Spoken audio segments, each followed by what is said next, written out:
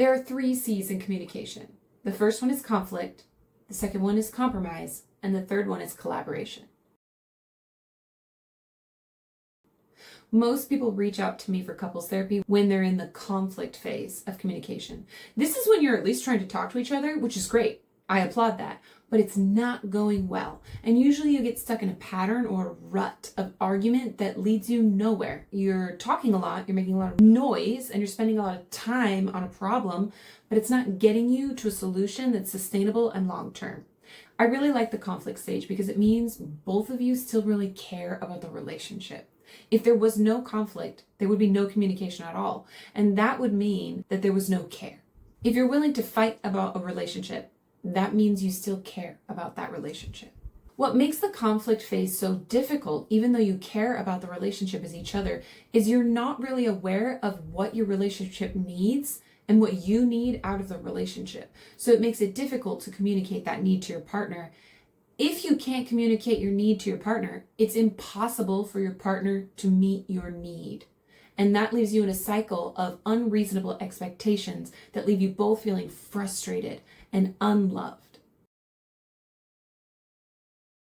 The second level of communication is a wonderful next step in communication. You have slowed the conflict down enough that you're taking the time to communicate them in a semi-regulated way. And by semi-regulated, I mean it might not be perfect, but you're trying to do something different than what you've always done. And what that looks like is very specific and unique to every single relationship. But in order for it to work, one partner has to make a change and the other partner has to be willing to respond to that change. In the compromise section, we're at about a 50-50. 50% of what one partner wants happens and 50% of what the other partner wants happens.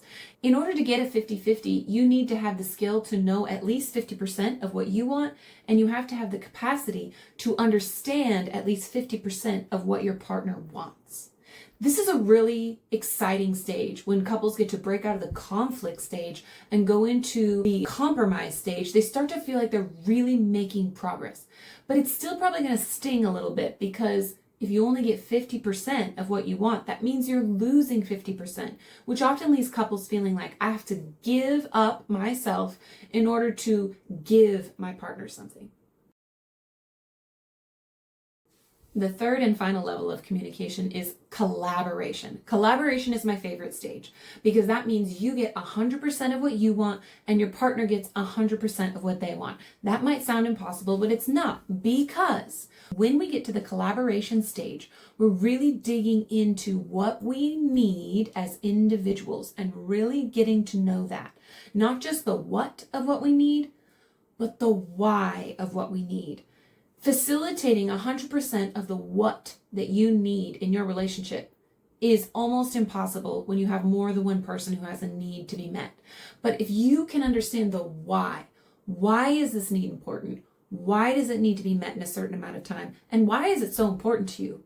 It is almost always possible to meet 100% of the why. Even if there are other people who have very important whys. So even if you have young children, if you know your why behind your need, you can figure out a way that both you, your partner, and your children have all of their whys met if we are fully aware of what the why is and we get creative with the what. But we can't get creative with the what unless we really understand what the why is and learn to communicate it in a regulated way to our partner. And if that sounds overwhelming, that is what couples therapy is for. When you're in the middle of your what's and your whys and your who's and your how's, it gets to be a lot to keep track of because your body is actively experiencing all the emotions associated with that. So when you step into couples therapy with me, first thing we're going to do is be emotionally aware. We're going to be aware of the emotional labor that you're doing in order to figure out what your why is so that you can end the conflict cycle. But we are also going to rely on logic because